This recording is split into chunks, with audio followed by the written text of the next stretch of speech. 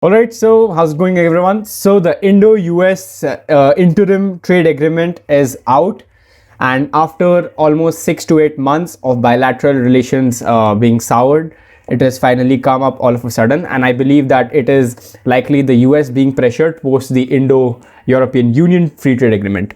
So we're going to talk about this today. Firstly, I just want to go through the joint statement really quickly. So it says that they are announcing an interim agreement regarding reciprocal and mutually beneficial trade. It is not a final bilateral trade agreement. The negotiations are continuing. And so this is just an interim agreement, which will be improved upon later. So firstly, India will eliminate or reduce tariffs on all US industrial goods and a wide range of US food and agricultural products.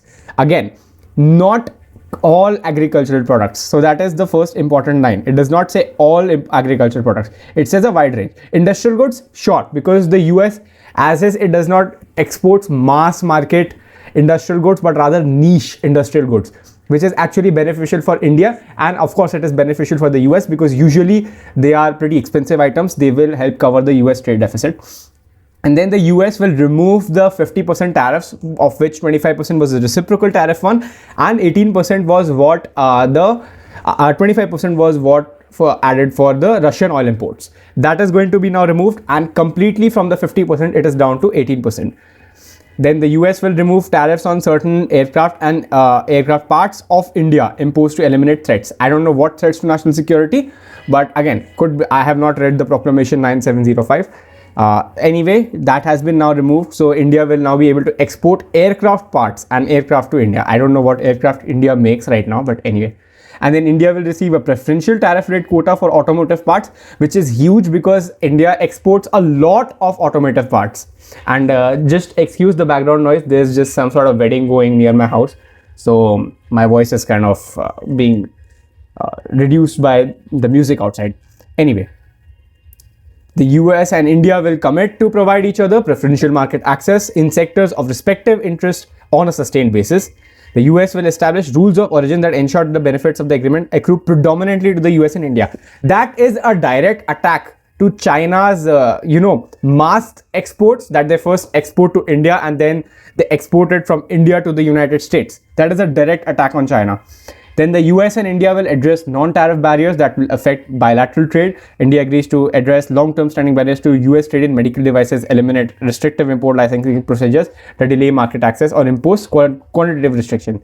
The ease of enhancing compliance with applicable technical registration, they intend to discuss respective standards and conformity assessment procedures for mutually agreed sectors.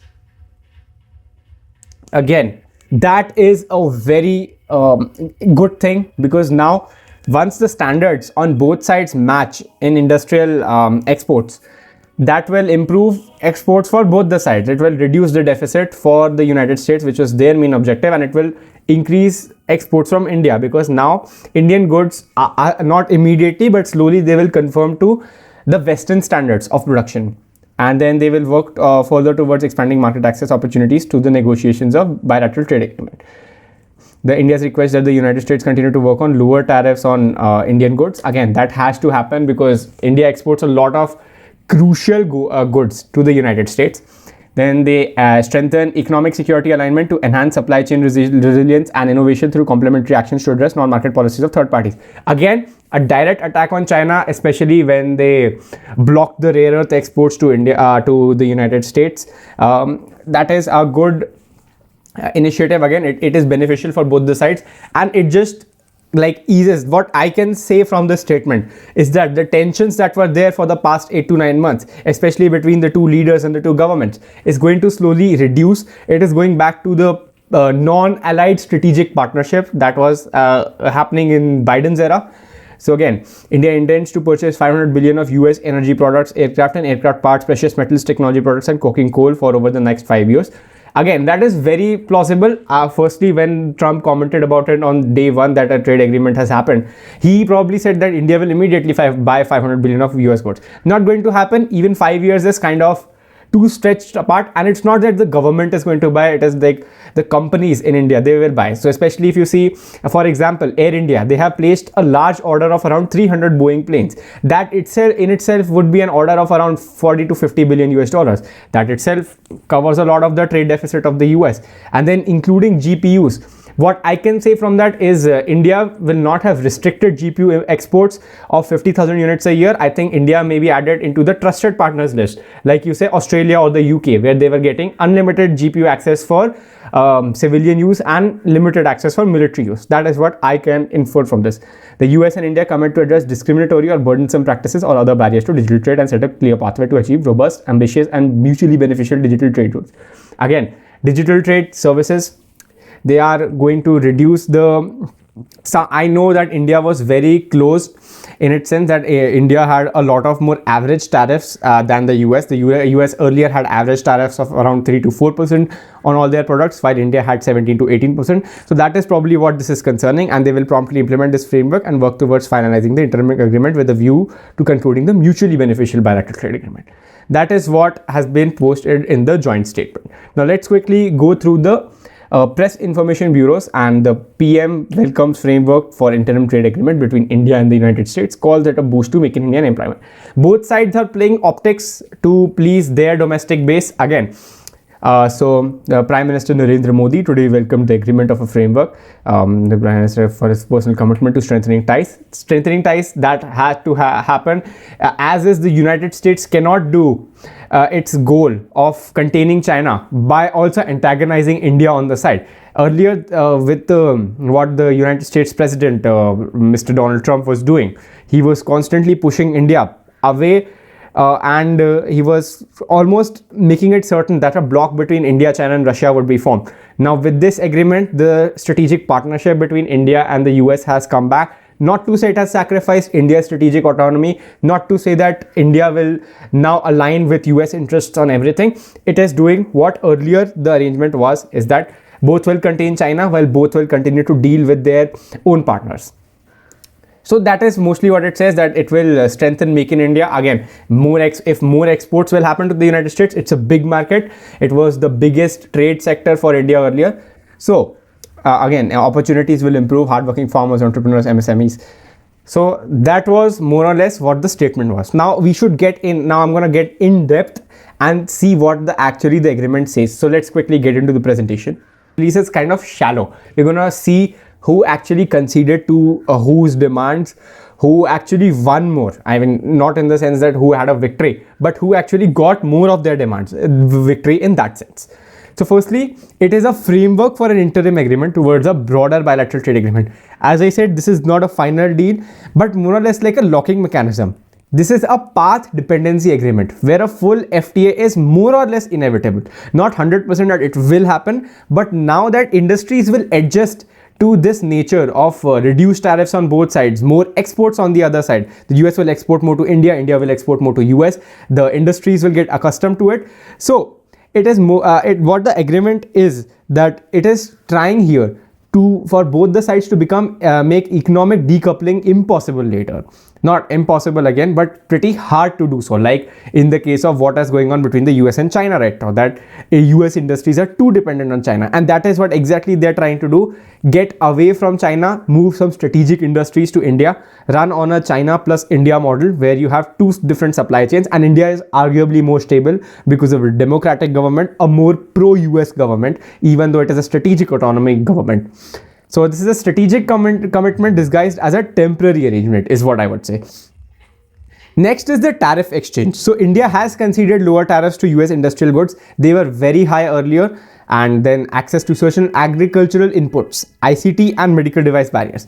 These are things that will indirectly help India industrialize. US industrial machinery is very important to India. Likewise with the EU and India Free Trade Agreement, where now German machineries will come to India at a cheaper cost with the once the EU-India FTA gets ratified. So this is indirectly signaling an industrialization of the Indian economy, dealing with the European Union, the United States, cheap energy from Russia and potentially Venezuela, and continuous dealing with China as well.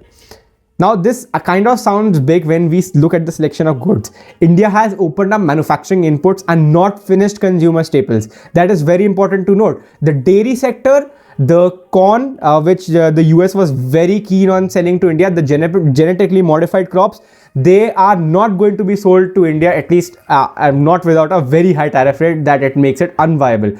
So the interests of Indian farmers have still been kept supreme by the Indian government, and that is a huge victory. Then the US has put a maximum of 18% tariffs on Indian goods, removed aircraft and parts tariff, pharma access, auto component quotas, and machinery access. Again, as I said, these are the items where India has the exact export strengths. Genetic pharma. India exports a lot of pharmaceuticals to the United States economy, to the point that if those import exports stop to the United States, there might be a medicinal crisis. Generic pharmaceutical medicines would get very expensive in the US. Auto components, again, as I said, India exports a lot of auto components to India. Engineering goods, whether that is say steel or whether that is say in the digital sense that you're exporting software services, IT services. And textiles, this is where that Bangladesh would be pretty upset, because most of Bangladesh's exports are textiles, and now with the EU and US trade deal, India will export textiles to the US and European Union at a cheaper rate than they do with than Bangladesh does. And in the textile industry, a few margins, like you would say, what do you mean, like Bangladesh also has like a 19% tariff. Just 1 or 2% in the textile sector makes a huge difference. So Japan and Korea also industrialized under similar agreements a few decades ago, in the 60s and 70s we are talking about. So this is a very big victory for India. And then we talk about the aircraft and aerospace clause. So this positively impacts suppliers within the Tejas and AMCA supply chain, especially when we consider about the General Electric engines. Earlier, it was being speculated that the US was deliberately pausing exports of the General Electric F404 and the F414 engines. They were like trying to slow down the deliveries. Now it looks like that the engine deliveries would stabilize, and that would directly impact the suppliers within the Tejas and AMCA ecosystem. And the MRO industry, private aerospace manufacturing. Now with this agreement, it more or less seems inevitable, not inevitable, but highly likely through my analysis, that a final assembly line for Boeing aircraft would come in India over the next 5 to 7 years. So India has now basically been plugged into the global aerospace supply with a FTA of the United States and the European Union.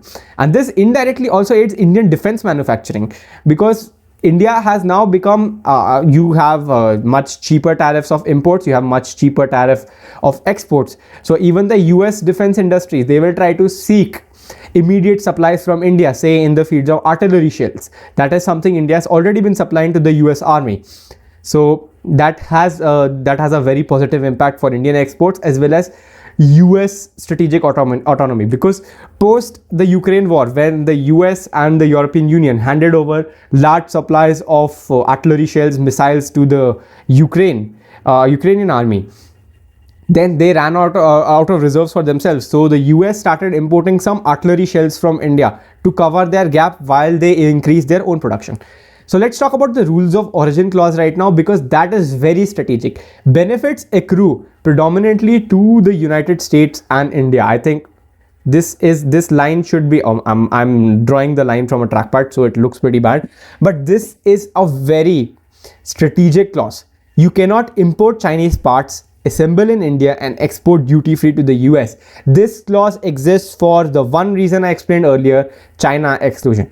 So this, in my opinion, is a masterstroke from Indian negotiators to actually get the multinational corporations, the American corporations like Apple and let's say who else manufactures equipment. Let's just take the example of Apple, to manufacture in India and source components locally for the benefit, not produce everything in China and then bring the parts to India and assemble the entire, say, iPhone in India, and that is just going to become an Indian product. I think that is going to now force American industries to build parts in India as well. So this relocates a lot of supply chains from China to India, confirming the recent administration strategy, the Trump administration strategy of seeing China as the primary threat instead of Russia and blocking their economic growth, as you can see with the overrunning of the government in Venezuela to stop Chinese oil supplies in there, and Iran, which is again, they have some tensions going on out there. If a war actually breaks out, I will definitely make a video on it. And then the sanctions on Russian oil, which indirectly all affect Chinese oil supplies and now their industries. So now the non-tariff barrier clause, addressing long-standing barriers in ICT goods, medical devices as standard certification. Now, ignoring the ICT goods and medical devices, I would say that standards matter a lot more than tariffs in the long term, because once you have aligned standards, the same standards are being used in the US to produce the goods, and the same standards are being used in India to produce the goods.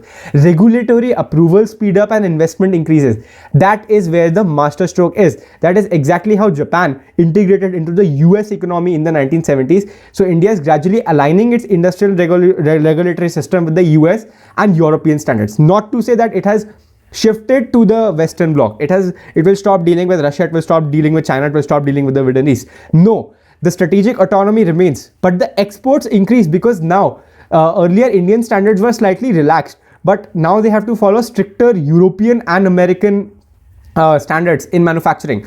So that way exports, higher quality exports will increase. And then the 500 billion purchase real. Now I made this presentation just a few hours before the official statement came out, but it says India intends to purchase 500 billion of US energy products, aircraft parts, technology products and coking coal over 5 years. Now the US demanded this because post the second term of President Trump, trade deficits are seen as politically explosive, especially in the MAGA base. However, now it does not mean India will purchase all of it in one day, as I explained. It will be spread over a few years, and the items actually make sense. Aviation imports especially, the Indian aircraft industry is rising so much. Air India itself has like around 300 Boeing orders and 200 Airbus plane orders for their fleet. Indigo is primarily an A320 operator, but there are 4 more new airlines coming up in India, so a lot of them would likely procure the Boeing 737s from the US. Again, those aircraft are expensive, so directly they will indeed assist in reducing the trade deficit for the US and easing access for Indian suppliers. GPUs, that will boost Indian AI innovation, because earlier they had restrictions on imports of graphics processing units, which are the most important things in AI data centers right now. Tech hardware, LNG, the US also wants to sell crude oil, for Venezuelan oil as well. I mean, right now they kind of control Venezuela, but that is a good thing for India. Like, people are getting upset that India is stopping Russian oil imports. India is not stopping Russian oil imports. Nowhere has the government claimed, not even the United States have claimed that India is stopping Russian oil. It is reducing Russian oil, because you cannot just simply cut off long-term 10-15 year contracts with Rosneft or Lukoil over oil supplies of say 1 billion barrels a day. You cannot just cut off that in one day. And as is, India's oil requirements are pretty huge, even though we are moving towards renewable energy a lot. So diversifying supply is not bad at all. Purchasing Russian oil, purchasing Saudi oil, purchasing American oil, and now the Canadian Prime Minister is also coming to India, I think this month or next month. So they are also going to have some sort of oil and uranium deal. So it makes sense. It reduces like what the US had problems about, that India is importing a lot of its oil from Russia. The supplies will be reduced, but the supplies cannot be cut over a day. That is just not going to happen. That's impossible. Tech and export control, as I said, India will align with US restrictions on semiconductors, AI hardware and dual-use tech transfers, but gains access to American high-tech ecosystems. More GPU imports, NVIDIA graphics processors, aerospace ecosystem integration, which is a win-win for both sides. US achieves its goal of containing China with their strategy of India as the hedger, while India gains massive tech inputs to rapidly industrialize. Again, some people say that this is reducing our strategic autonomy. No, this isn't reducing our strategic autonomy. I believe right now we are in the phase of industrializing the Indian economy. We are too dependent on services. Once our workforce in the industrial sector increases to around 25%, 30%, we become an industrial powerhouse, and then we would have more strategic autonomy, because we would be producing a lot of the things for our own needs and a lot of the things for everyone else's needs within our country. That gives us a lot of leverage in the future. That is what people are not realizing. Digital trade rules, the US demands data flows, cloud access and platform entry to India, which India needs investment, semiconductor and AI infrastructure. Semiconductors, 4 plants are already going to be opened in India soon. They're going to manufacture I think 28 nanometer chips, which are mostly used in industrial applications, and soon They have a plan of manufacturing 2 nanometer chips, 1 nanometer chips by 2035. Very ambitious goal, but it is indeed going to happen. AI infrastructure, again, the government of India in this year's budget, I have made a video on that if you guys want to check it out. They have given a tax holiday on opening data centers in India up to 2047. That will divert a lot of US AI companies into India. They'll say, oh, it's much cheaper to open data centers in India. Why not do it here? That is exactly what is happening. So who won? Not in the victory sense that who completely capitulated to someone, that India just bowed down to the US or the US just completely accepted defeat in front of India. No. The victory is in the sense who actually got more of their demands. And in its sense, India got more of its demand because they are protecting explosive imports like dairy and agricultural. They're getting a decent tariff rate on 18% compared to a lot of their other partners who still have 20-25%. They're going to diversify. India is going to diversify the LNG and oil supplies while keeping Russian oil supplies. Nowhere it is mentioned that India is going to cut off Russian oil supplies completely. Reducing, yes, but not cutting off Russian oil supplies completely. Gaining high-tech imports, more GPU supplies, aerospace ecosystem entry, and geopolitical elevation. And earlier, if you see it on Twitter, if I just quickly bring out that image, I will just show it to you all. So I was talking about this one where the US trade representative has posted this map of India, which is showing the Pakistani and Chinese controlled parts of Kashmir as Indian controlled.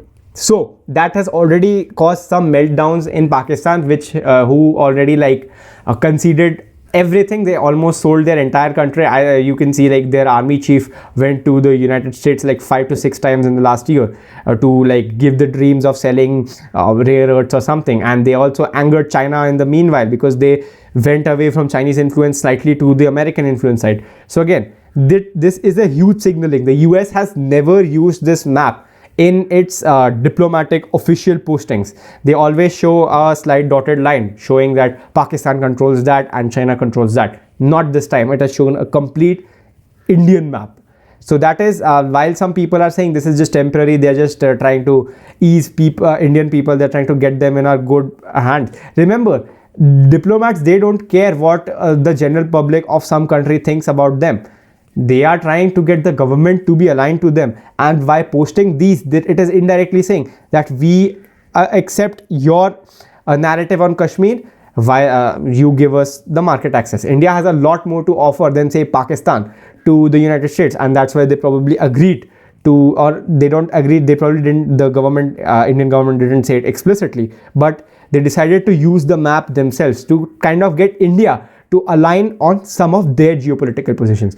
Venezuela, will India condemn? Yes. Iran, will India condemn? Yes. But in some places, it might not condemn outright, it might just stay silent. And that is more or less enough for the US, that a major diplomatic country stays silent on some of its actions.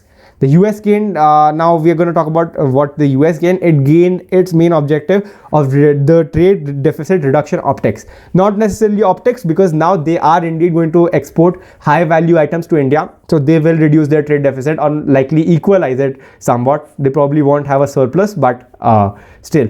The Russian oil narrative closing, at least they made their domestic base thing that India is stopping Russian oil imports. A good export market, a good supply chain security by slowly diversifying away from China, and that is what US really cares about. Now, who actually conceded? There have been narratives in the Indian domestic politics. Again, I do not like to talk about politics on this channel. I talk about policy, not politics. But I do believe that the Trump administration has acceded to some Indian demands, especially with the dairy and agricultural sector, which they were like forcing the Indian government to open. Like a few months ago, I even saw that their like Commerce Secretary Howard Nuttlick, yes, I said Nuttlick, not Lutnick. Anyways, so he used to say that we will fix India, they will come back crying to us because they didn't agree to us earlier. That just got, their entire narrative of that got destroyed once the European Union quickly signed a trade deal with India on January 27th. They immediately rushed to sign the deal in the similar terms back as it was in June. However, to keep their MAGA base happy, that President Trump has made it seem that they have won big time, but it is more or less a slight victory for India than the US. Again, it's not a victory in like a huge sense for anyone. Both sides got more or less mostly what they wanted. Now again, as I said, the US did not get a bad deal. They just got what they wanted, while India retained its strategic autonomy and getting India as a strategic partner again. The trust, yes, it has been destroyed for the Indian people in the as for the US. Like post the Operation Sindoor, when Trump claimed a ceasefire, which he did not have anything to do with. It has been proven that Pakistan lobbied US politicians to get some concessions until Secretary Rubio told the Pakistani government to call India and ask for a ceasefire directly. Entire Pakistani narrative on that thing has been destroyed, and I will make a video on that once the 1-year anniversary of Operation Sindoor concludes. Final thoughts. I believe that this trade deal is a good deal. It offers India a huge export market later on. It accelerates investment into India and fastens the industrialization of the Indian economy itself, and that is what it's needed. India has like its main goal of becoming a 10 trillion economy as soon as possible, and earlier last year with US tariffs, Indian economy grew by 7.2%. Without or lessened US tariffs, increased US investment, it will grow even faster. And while the US got its objective of getting back India as a strategic partner, getting an access to a large export market for the US in India, exporting high-tech products, exporting aircraft, that is a huge victory for the US. So that is what I think about. So yeah, that was all I had to say about the trade deal. Now before I conclude, I would like to quickly go to the last video. Alright, so my last video kind of exploded 300 views almost at the time of I'm recording. The view duration, average view duration is also pretty good. So I would like to thank all of you for the support on my videos. I really appreciate all the support or all the criticism. Now some people might say 4 likes means nothing. It means a lot to me. Like, it just motivates me that some people indeed like my analysis. They think that I am speaking some sense. So that's what I would like to say. So thank you all so much for watching, and I shall see you all in the next video. Until then, take care. Jai Hind.